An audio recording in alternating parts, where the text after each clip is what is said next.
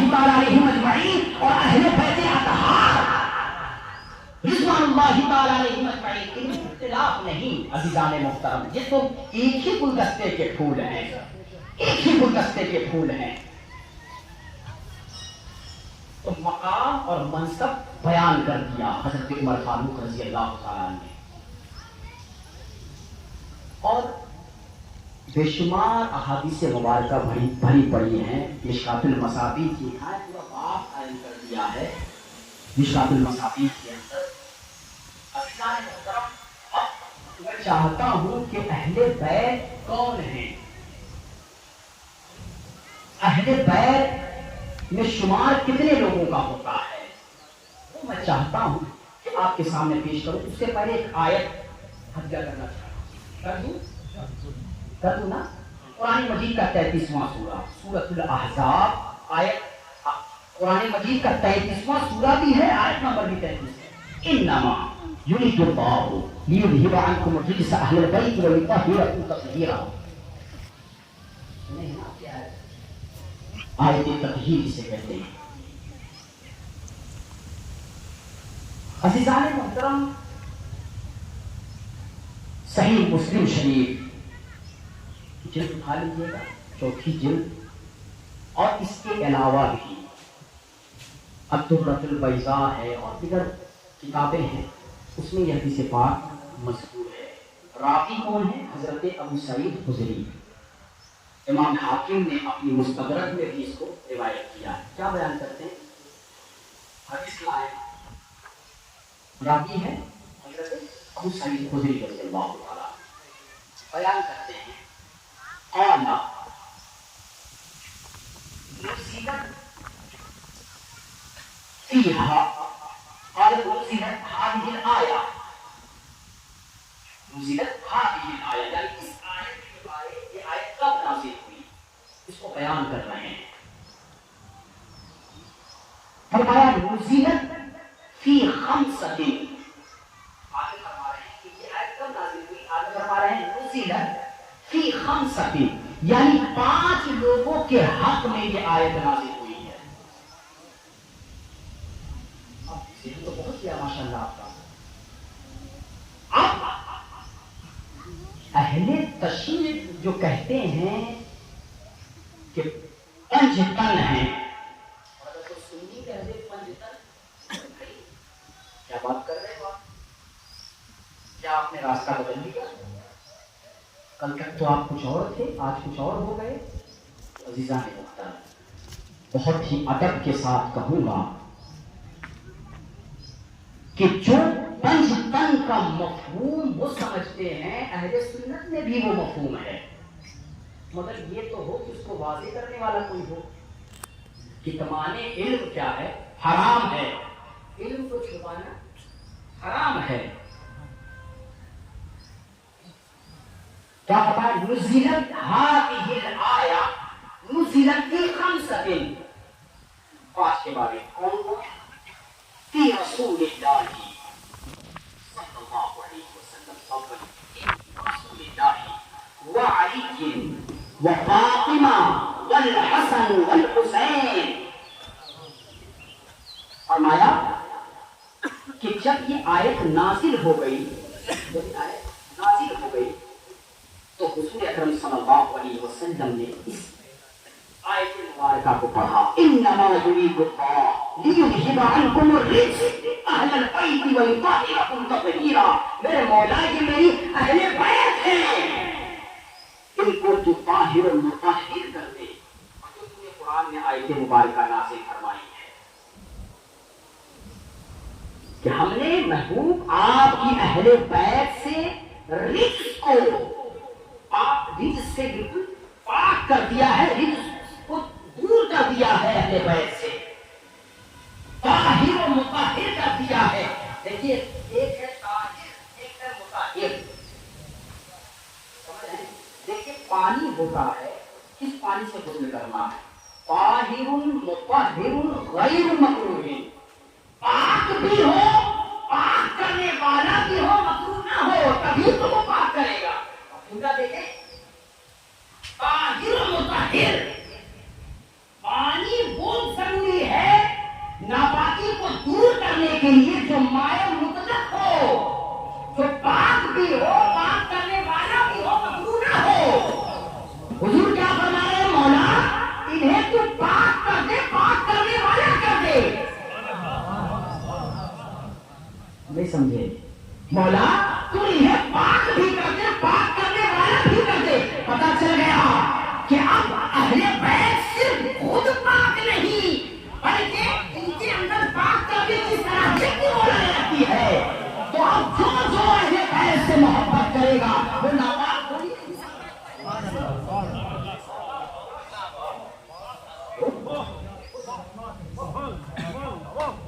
جو اہل بیت سے محبت کرے گا مائع مشہور سے نہیں، مائع مطلق ہو، نجاست کو دور کرنے کے لیے۔ مولا کیا تیری شان ہے اور کیا تم نے اہل بیت کے مقام کو بنا دیا پروردگار عالم کہ جو اہل بیت ان کی بات جو ان سے متصل ہو جائے، جو ان کے دامن کرم سے لپٹ جائے، پھر وہ ناپاک نہیں ہو سکتا۔ پھر اس کے ہاتھ سے شریعت کا دامن چھوٹ جائے، اس کے ہاتھ سے غوث و خواجہ چھوٹ جائے، اس کے ہاتھ سے حضور شیخ العالم کا دامن چھوٹ جائے، کیسے ہو سکتا ہے؟ کیسے ہو سکتا ہے؟ تو اہل بیت کی محبت کو اجاگر کیا۔ اب ایک حدیث مبارکہ میں پیش کرنا چاہ رہا ہوں، حضرت جناب عائشہ صدیقہ رضی اللہ تعالی عنہا کی جو حدیث ہے کہ حضور اکرم صلی اللہ علیہ وسلم ایک مرتبہ اپنے کاندھے پر، کاندھے مبارک کفین میں ایک چادر ڈالے ہوئے ہیں، جس چادر پر اونٹ کے کجاوے بنے ہوئے ہیں۔ اونٹ نہیں، اونٹ کے کجاوے، کجاوے جاتے ہیں اونٹ کی پیٹھ میں جو گدی سی ہوتی ہے جس پر سواری کی جاتی ہے بیٹھ کر، وہ کجاوے نقش کیے ہوئے ہیں کالے دھاگے سے، اونٹ کے کالے دھاگے سے نقش کیے ہوئے ہیں۔ راوی کون ہے؟ یاد رکھیں، راوی حضرت جناب عائشہ صدیقہ رضی اللہ عنہا، حضرت علامہ جلال الدین سیوطی وغیرہ نے اس حدیث کو بیان کیا ہے۔ حضور اکرم صلی اللہ علیہ وسلم اب وہ کجاوے کیوں بنے ہیں اس کی وضاحت کے بعد میں کروں گا۔ اتنے میں حضرت حسن مجتبی آ گئے۔ حسن مجتبی، اسی کی تفسیر کر رہا ہوں حدیث مبارکہ سے، جس کی انما یرید اللہ، سورہ نمبر 33 آیت نمبر 33، اسی کی تشریح ہو رہی ہے، ذہن میں رکھیں اس بات کو۔ حسن مجتبی آ گئے، حضور نے اپنے چادر کے اندر انہیں داخل کروا لیا، پھر دیکھا کہ جناب حسین تشریف لے آئے، ان کو بھی چادر کے اندر رکھ لیا۔ پھر طیبہ طاہرہ بنت رسول جناب فاطمہ الزہرا سلام اللہ علیہا تشریف لے آئے، ان کو بھی چادر تطہیر کے اندر رکھ لیا۔ پھر داماد پیمبر مولا کائنات حضرت علی کرم اللہ وجہہ کریم تشریف لے آئے، ان کو بھی چادر کے اندر رکھ لیا۔ کتنے ہو گئے؟ 4 ہو گئے۔ حضور ہیں، حضور کے ہاتھ میں تو چادر مبارک ہے، دونوں شانوں میں شہزادے، دونوں زانوں اقدس میں شہزادے ہیں، اور آگے جناب طیبہ کو رکھا ہے، طاہرہ کو، اور پیچھے مولا کائنات حضرت علی طرف ترتیب دے رہے ہیں۔ حسنین کریمین اور شہزادی آگے ہیں اور پیچھے مولا کائنات نے کیا کہا؟ اسی آیت کو پڑھی، ہؤلاء اہل البیت، کیا لفظ ہے؟ ہؤلاء، قریب کے لیے اشارہ، مولا یہ میری اہل بیت ہے، ہؤلاء اہل البیت، یہ میری اہل بیت ہیں۔ اب وہ آیت پڑھی، انما یرید اللہ لیذھب عنکم الرجس اہل البیت ویطہرکم تطہیرا، کہ پروردگار عالم تو نے میری اہل بیت سے، میرے گھر والے سے ہر طرح کی ناپاکی کو تو نے دور فرما دیا۔ اہل بیت کا مرتبہ دیکھ لیا آپ نے، اصحاب رسول کا بھی مرتبہ آپ دیکھ چکے ہیں۔ اب دیکھیے ایک اور چیز میں پیش کرنا چاہ رہا ہوں. ایک طرف ہے جناب ابو بکر صدیق رضی اللہ تعالیٰ، ایک طرف جناب ابو بکر صدیق رضی اللہ تعالیٰ نے غار حرا میں ہیں، غار کو بند کر رہے ہیں. پیش کرنا چاہ رہا ہوں، واقعہ آپ سن چکے ہیں. حضور اکرم صلی اللہ علیہ وسلم کہ اندر جانے سے پہلے جناب ابو بکر صدیق یادگار اندر تشریف لے گئے. دیکھا سوراخ بہت سارے ہیں، ان کو بند کیا، سارے سوراخوں کو بند کر دیا، کپڑے پھاڑ پھاڑ کر بند کر دیے. ایک سوراخ رہ گیا، انگوٹھا ڈال دیا. کیا بتانا مقصد ہے؟ مطلب یہ ہے کہ جناب ابو بکر صدیق یہ کہہ رہے ہیں کہ میرے نبی کو کوئی موذی جانور تکلیف پہنچائے اس سے پہلے اسے مجھے تکلیف پہنچانا ہوگا. اب آئیے مولائے کائنات کی بارگاہ میں ہجرت کی شرط اس طرح مصطفیٰ پر مولائے کائنات آرام سے سو جا رہے ہیں. کیوں کہ دشمنان اسلام اور دشمنان نبی جب نبی پر وار کرنے کے لیے آئے تو وہ نبی کو سمجھ کر پہلے مجھے زخمی کرتے ہیں. کیا سمجھا آپ نے؟ جناب ابو بکر صدیق بھی، جناب ابو بکر صدیق جان دینے میں پیچھے نہیں، مولائے کائنات بھی جان دینے میں پیچھے نہیں. اب کوئی 1446 ہجری میں بیٹھ کر ان پیاری جماعت کو اگر عزیزان محترم گلدستے سے پھول کو نکال کے الگ کرنا چاہے تو یہ حضور کو بہت تکلیف دینے والی بات ہے. جان دینے میں نہ جناب ابو بکر صدیق پیچھے ہیں نہ مولائے کائنات پیچھے. ہاں مولائے کائنات کا مقام اب کوئی برابر میں لا کے کھڑا کرتے، دونوں میں فضیلت کس کی زیادہ ہے؟ بات سمجھ رہے ہیں آپ؟ فضائل کے باب میں مولائے کائنات کی جتنی احادیث مبارکہ بھری پڑی ہیں اور کسی کی نہیں ملتی ہے زیادہ.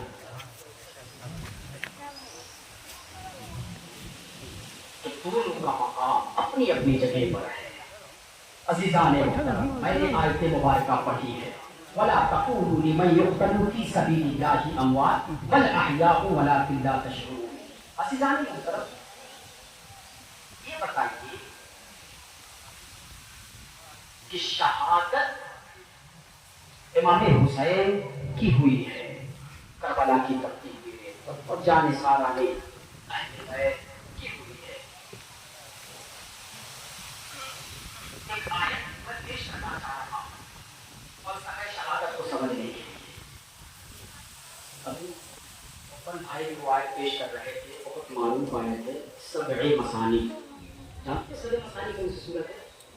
سورۃ الفاتحہ. اهدنا الصراط المستقیم، اهدنا الصراط المستقیم. بس اسی کے جشن والی بات واقعہ کیا ہے؟ بسم اللہ بسم اللہ بسم اللہ بس آگے نہیں پڑھنا. بسم اللہ مولا ہمیں سیدھے راستے پر چلا، دکھا نہیں، سیدھے راستے پر چلا.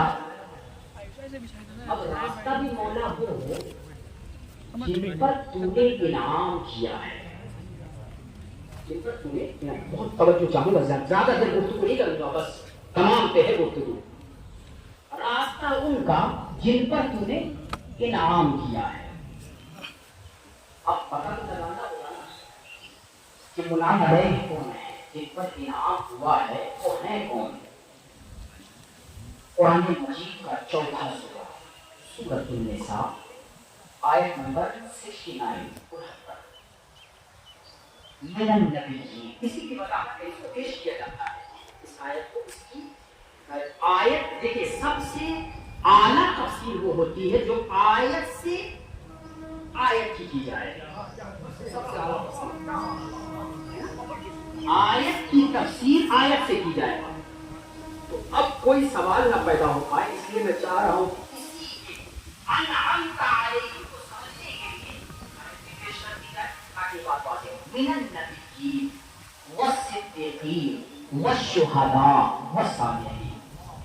پتہ چلا کلیئر کر لیا جائے کہ انعام تو بہت ہے مولا کے، مگر اس انعام کو پانے والوں میں سب سے بڑی جماعت جو ہے یہی چار ہے. من النبیین، نبیوں کی جماعت، صدیقین کی جماعت، شہداء کو بھی رہنے دیجیے، اس سے شہداء کو اس کی کر رہا ہوں بتاؤں، صالحین کی جماعت، صالحین کی جماعت. عزیزان محترم، حدیث مبارکہ سنتے ہیں انما انا قاسم واللہ یؤتی. اور جو چاہوں گا حدیث کیا ہے؟ انما انا قاسم واللہ یؤتی. حضور فرماتے ہیں کہ اللہ مجھے عطا کرتا ہے اور میں لوگوں میں اس کو بانٹتا ہوں. تو اب یہ بھی کلیئر کر لیجیے کہ نبیوں کو جو نبوت ملی ہے وہ نبی کے وسیلے سے ملی ہے. یہ کرنا پڑے گا. نبی کو نبی تمام انبیاء جناب آدم سے لے کر جناب عیسیٰ تک جتنے بھی آئے ہیں ان کو نبوت نبی کے تصدق ملی ہے. اچھا قرآن سے بھی دلیل ہو جائے، قرآن سے بھی تو کوئی دلیل ہو جائے. سورہ آل عمران آیت نمبر 81 وَإِذْ أَخَذَ اللَّهُ مِيثَاقَ النَّبِيِّينَ. اللہ کا میں نے کیا کہا کہ نبیوں کو نبوت حضور کے تصدق میں ملی ہے. کہیے نا بھائی ملی ہے نا، سبحان اللہ کہیے ملی ہے نا. اب آیت جو میں نے پیش کی مفہوم جانتے ہیں اس کا کیا ہے؟ اللہ فرما رہا، دیکھیے ہم یہ سنتے چلے آئے ایک بات سے تو چھپایا گیا کہ اللہ نے عالم ارواح میں صرف اپنی وحدانیت پر ہی وعدے نہیں لیے، صرف اپنی وحدانیت کا اقرار کرنے کے لیے صرف وعدے نہیں لیے کہ کہو میں تمہارا رب ہوں یا نہیں، الستو بربکم صرف نہیں کہا، ساتھ کیا کہا کہ سنو جناب آدم سے لے کر جناب عیسیٰ تک جتنی بھی انبیاء کرام جن کو میں مبعوث کرنے والا ہوں، سن لو ایک آخری نبی بھی میں مبعوث کروں گا، تم سب کو ان پر ایمان لانا ہوگا. پہنچ رہے نا؟ اللہ تعالیٰ آپ کے ذوق کو سلامت رکھے. اہل بیت اطہار کا خصوصی فیضان ہوا کیا بتایا کہ جتنی بھی انبیاء ہوں گے، مرسلین ہوں گے، کتاب و حکمت تو ہم عطا کریں گے، مگر میرے نبی آخر الزماں پر تمہیں ایمان لانا ہوگا.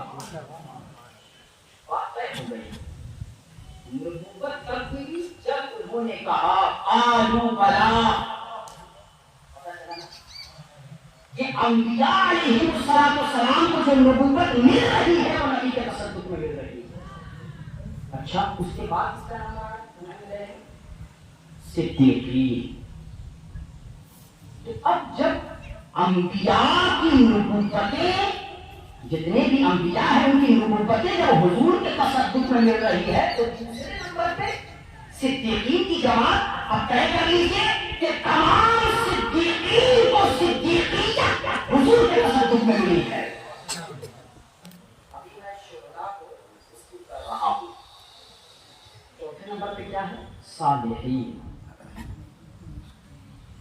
تو قیامت تک جناب آدم سے لے کر جناب عیسیٰ تک جتنے بھی صالحین ہوں گے ان سب کو صالحیت حضور کے صدقے میں، حضور کے توسل سے، حضور کے دامن کرم سے جتنے بھی ہیں. اچھا یہ بتائیے حضور کے اندر نبوت تھی تبھی تو اللہ نے کہا کہ دیکھو میرے نبی پر جناب آدم سے لے کر جناب عیسیٰ تک جتنے بھی انبیاء ہیں سب کو ایمان رکھنا ہوگا. نبی نے کب تو کہا، پتہ کیا چلا نبوت ہے تو اللہ کہہ رہا ہے کہ جتنی بھی انبیاء کو نبوت ملے گی نبی کے صدقے میں ملے گی.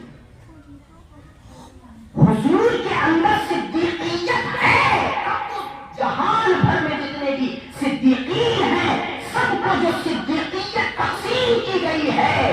وہ نبی کے تصدق میں کی گئی ہے. حضور کے اندر صالحیت ہے. کبھی جتنے بھی صالحین آپ کو نظر آتے ہیں کتاب میں آپ پڑھتے ہیں، جتنے بھی صالحین ہیں سب کو صالحیت حضور کے تصدق میں کی گئی. اب جو چیز اسکپ کیا تھا میں نے، کیا؟ شہداء. اب بھائی نبی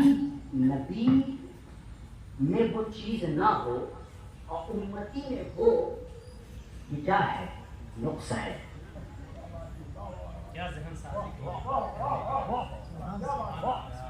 نبی میں وصف نہ ہو، تعریف، وہ چیز، وہ خاصیت نہ پائی جائے، امتی میں پالی جائے.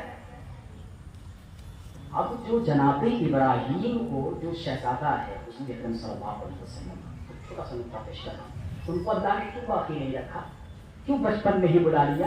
آیت نازل کر دی تھی، ما کان محمد ابا احد من رجالکم ولکن رسول اللہ وخاتم النبیین. آیت نازل کر دی تھی.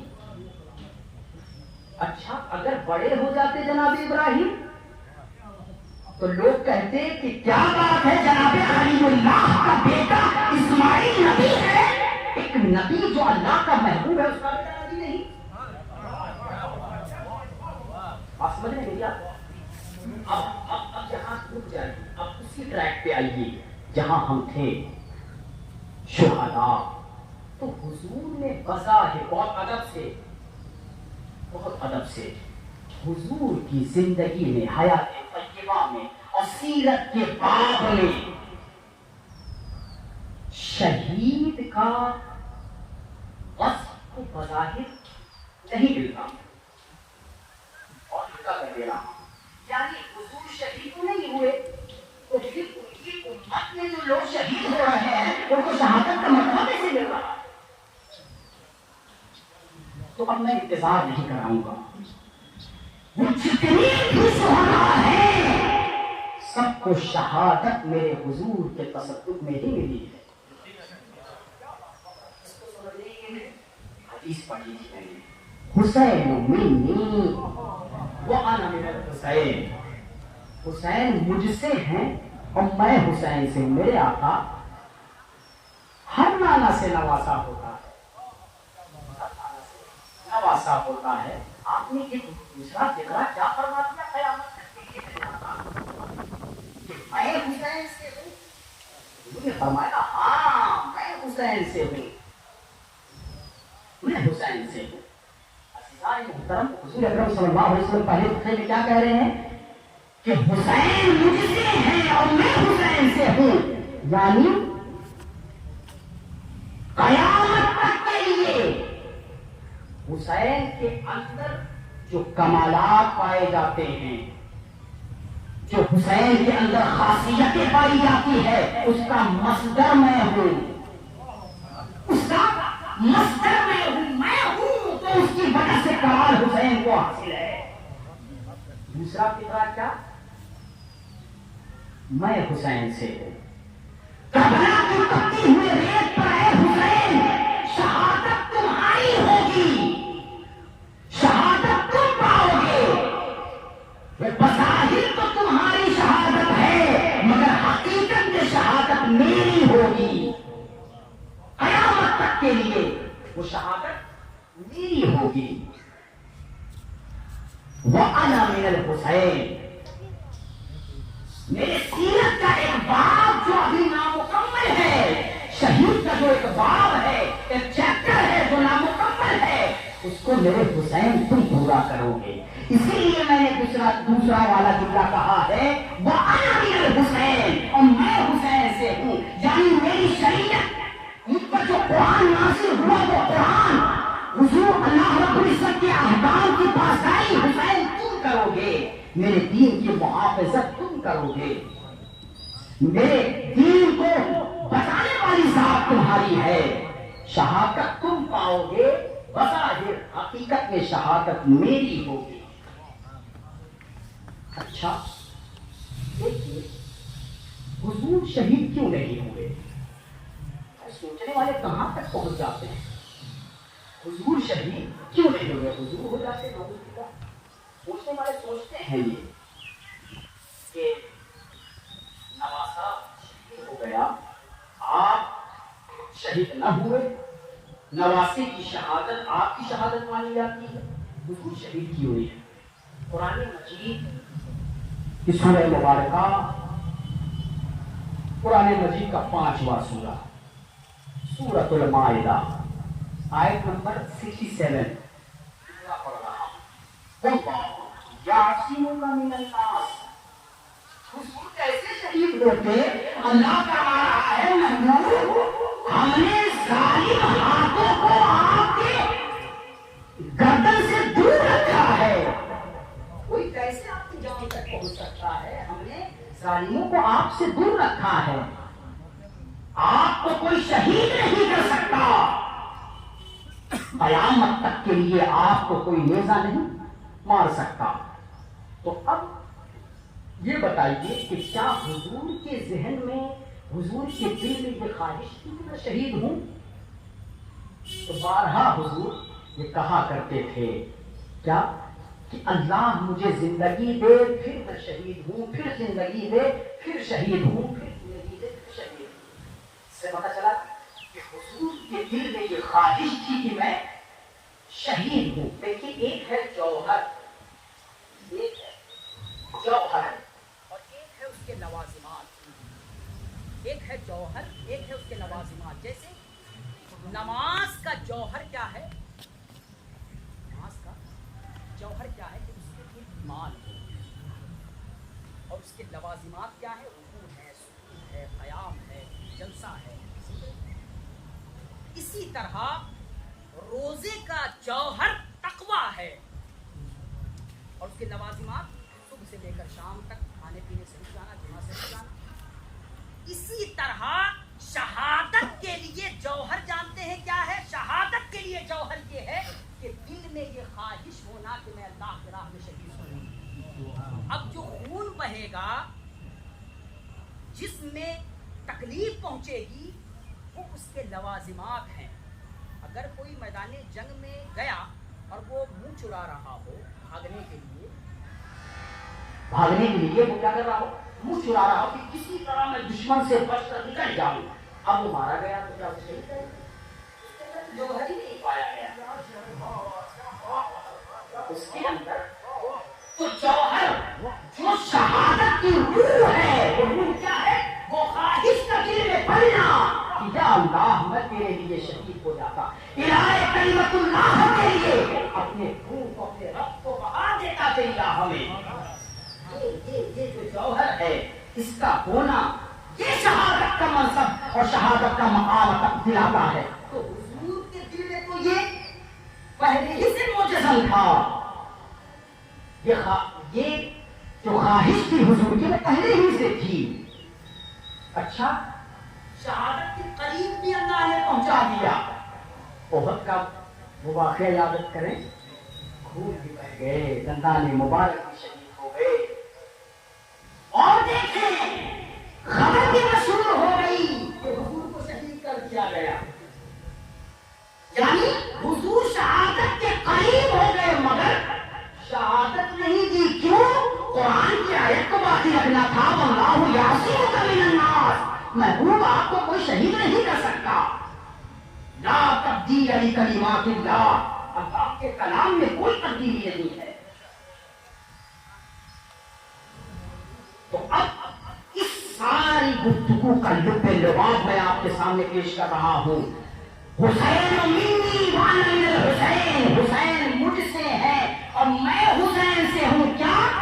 کربلا تک حسین مجھ سے ہے اور کربلا سے لے کر قیامت تک میں حسین سے ہوں، قیامت تک میں حسین سے ہوں۔ میرا دین حسین بچانے والا ہے، شہادت حسین پائے گا بظاہر مگر شہادت میری ہوگی۔ اچھا، اب تھوڑا رک کرتے ہیں کربلا کی، بس تھوڑی سی گفتگو اور ہے، سماعت کرنے بس تھوڑی سی نہیں، آرام سے۔ ہاں میں دیکھ رہا ہوں آپ پریشان نہ ہوں، میں بہت جلدی انشاءاللہ سمیٹ دوں گا. اب چونکہ دائرہ وسیع کر دیا میں نے تو اس کو سمیٹنے میں تھوڑا وقت لگ رہا ہے، لیکن سمیٹ لوں گا انشاءاللہ.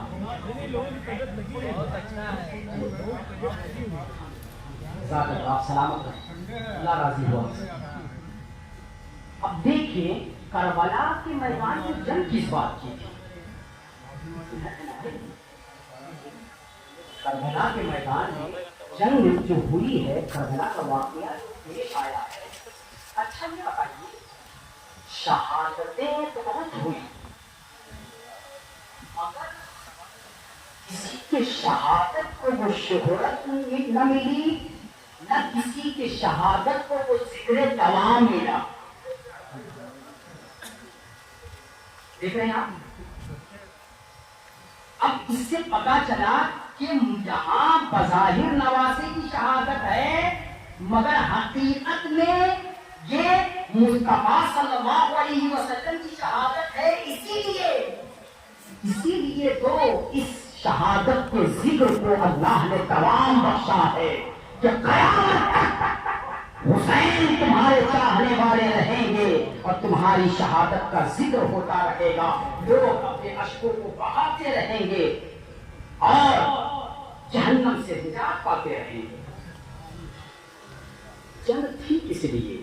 دیکھیے یزید یہ چاہتا تھا کہ سیاست دین کو، یزید چاہتا تھا کہ دین کو سیاست کے تابع کر دے، دین کو یعنی نیچے کر دے، سیاست اوپر ہو جائے اور دین نیچے ہو جائے. کون چاہتا تھا؟ وہ صاف لفظوں میں کہہ رہا ہوں، اب فاسق تھا، یہ سب چیزیں ملعون کے اندر تو تھی ہے نا. میں موٹی بات بتا رہا ہوں. چاہتا کیا تھا؟ یزید چاہتا تھا کہ سیاست اوپر ہو، دین نیچے ہو، مگر حسین چاہتے تھے کہ دین کے تابع سیاست رہے. اور اس وقت نام تھا اور قیامت تک نام رہے گا دین حسین کا.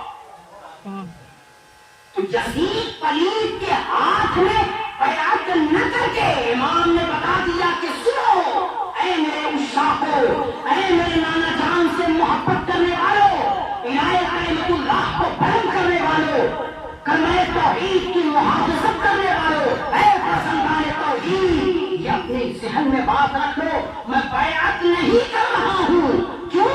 اس لیے کہ قیامت تک دین کے تابع سیاست رہے گی، ہمیشہ دین اوپر رہے گا، سیاست نیچے رہے گی.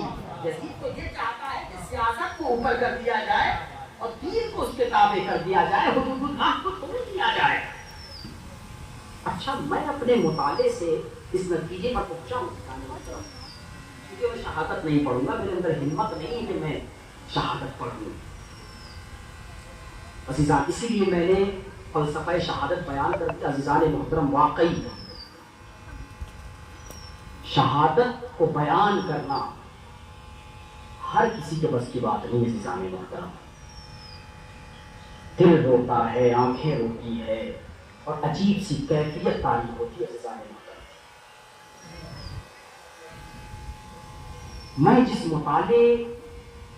میں جس نتیجے پر پہنچا ہوں اپنے مطالعے سے کہ جناب آدم سے لے کر کربلا تک جو نچوڑ ہے وہ پیش کر رہا ہوں. جناب آدم سے لے کر کربلا تک جتنے بھی ظالم جوابر کے جابرانہ اقدام ہیں اور ظلم والے چہرے ہیں، کربلا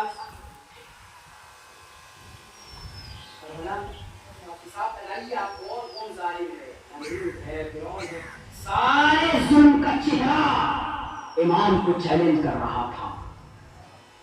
مگر میرے رب نے بھی حسین ابن علی کو بے قوت و طاقت نہ رکھا تھا. جہاں ایک طرف جبر اور ظلم کے چہرے تھے، مولا نے ایک طرف صبر و عظمت کے چہرے کو بھی ایک کر دیا تھا. ایک فرد واحد حسین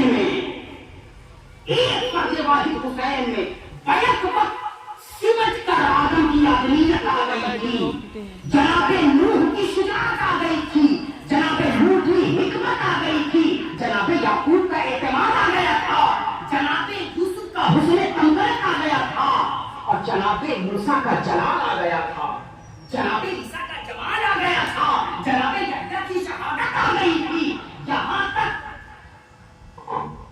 کہ جناب حضور اکرم صلی اللہ علیہ وسلم کا کمال مکمل طور سے اللہ نے حسین ابن علی کے ساتھ کر دیا تھا کہ آج کوئی ظالم کا ظلم، کوئی جابر کا جبر حسین کی طاقت کو چٹان کی طرح کھڑے رہنے پر لفظ پاک کا نشانہ نہ بنا دے۔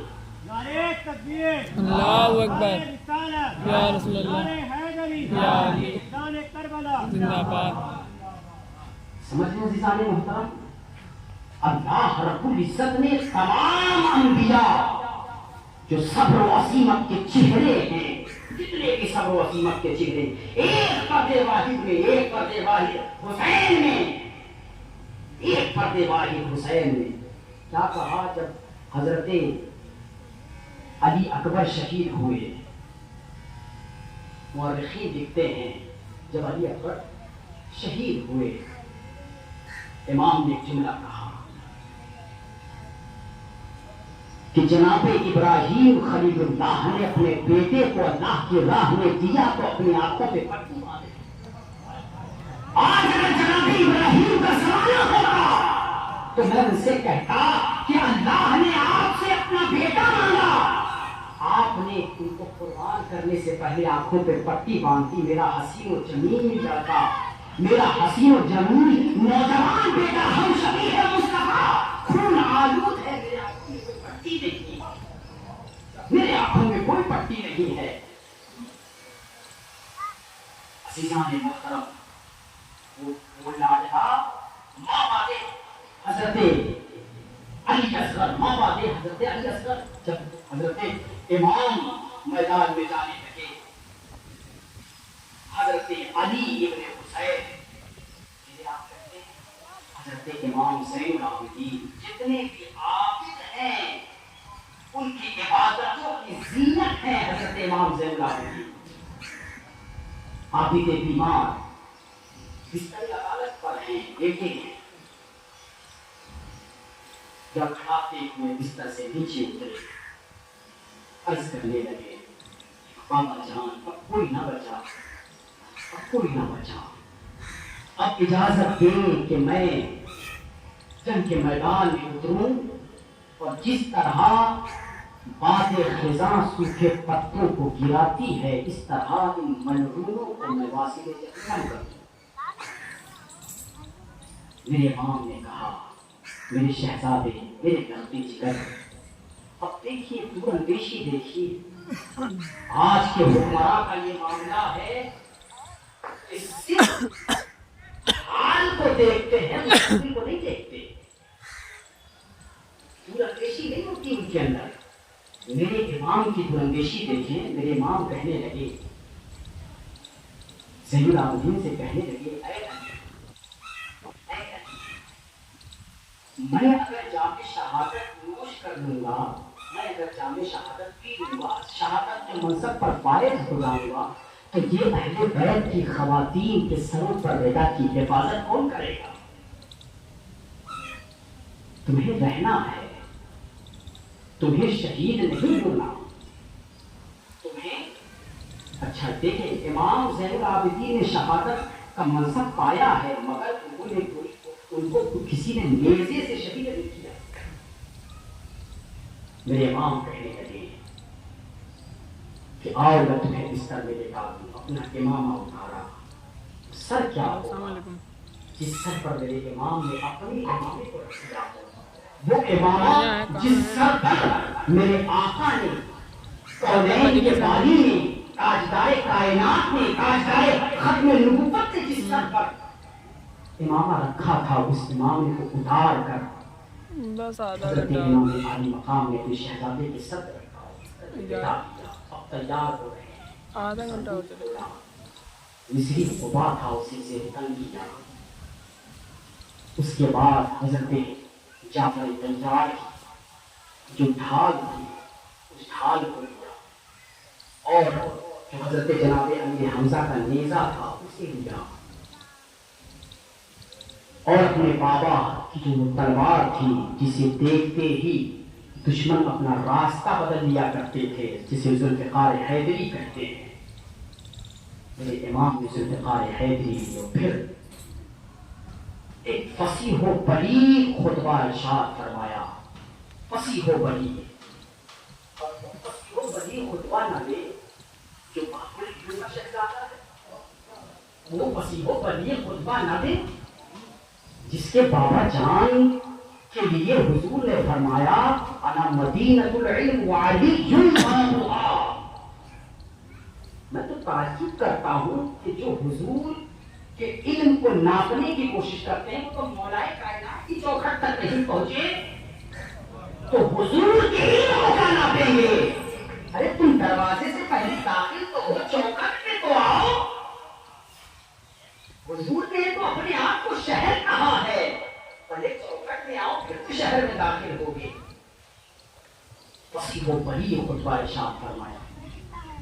فصیح و بلیغ عزیزان محترم، جب امام عالی مقام کو دھمکیاں دی جانے لگی، جب امام عالی مقام کو کہا گیا کہ آپ یا تو امام نے پہلے کہا تھا کہ میری 3 شرطیں ہیں. امام نے کہا تھا میری 3 شرطیں ہیں. ایک تو یہ کہ دیکھو تم نے ہمیں بلایا ہے تو میں آیا ہوں، میں اپنی مرضی سے نہیں آیا. اگر میرا آنا تمہیں ناگوار خاطر ہے تو میں جہاں سے آیا ہوں وہاں چلے جاتا ہوں، ورنہ تو کہ تم میری ملاقات یزید سے کرواؤ، روبرو بیٹھ کر بات کر لیں کیا کرنا ہے کیا نہیں کرنا، ورنہ مجھے سرحد اسلام کی طرف جانے تو میں اللہ کے راہ میں جہاد کروں گا.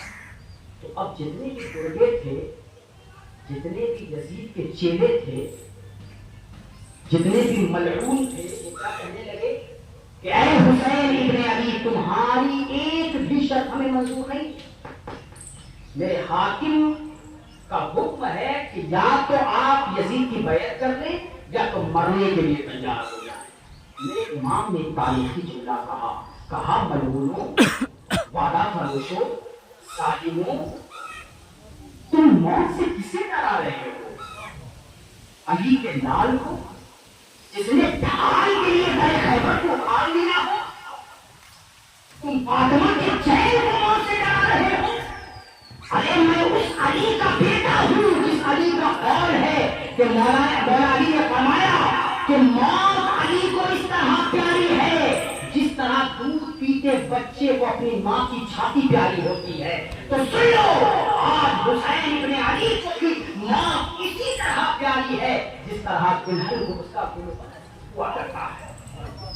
کہہ دو اپنے ظالم حاکم سے کہ حسین ابن علی کبھی فاصل کے ہاتھ پہ بیعت نہیں کرے گا.